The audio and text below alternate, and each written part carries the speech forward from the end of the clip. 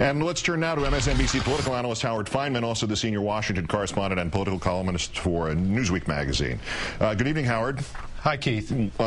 Maybe this is too simple a question. What's Harry Reid's problem?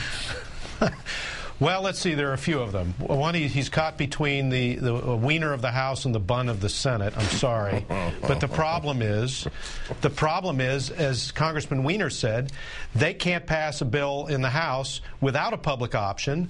And Harry Reid is convinced he can't pass a bill in the Senate, or at least get it to the floor, with a public option. But he's going to try to sneak it through if he possibly can, somehow procedurally. So that's one problem, is the math in the Senate. Another problem he's got is Nevada.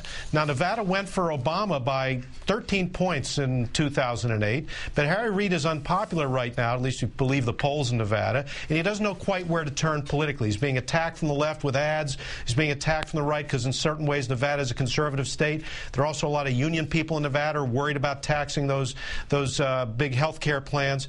And the third problem he's got is President Obama, who has not really put the wood to the moderate Democrats who are saying they will not vote for a public option. Talking Points memo and others have done reporting that suggests, don't worry, Reid is actually on board. If this is either political theater or him finding himself politically in his home state, and it ends with a public option in the final bill, why not just stand up on principle and lead, especially since the people are already on board, the people, the voters, those guys? Yes, the voters are on board, but there are 4 or 5 at least Democrats, numbers vary, but 4 or 5 who've said, either publicly or privately, that they absolutely will not vote for something that has a real public option in it. Ben Nelson, for example, in Nebraska, told me just the other day, I will not vote for it if it's got that in it.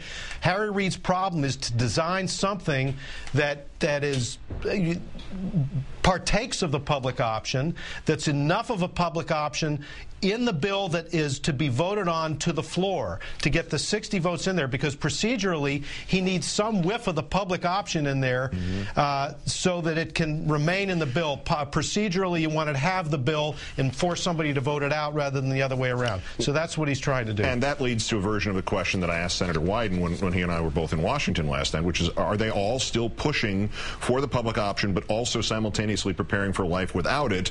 And in a serious degree, what percentage of the impact of a public option do they think they can get with the lesser ideas like insurance exchanges and insurance industry regulation? Well, I'm not sure how seriously they think the other things will work.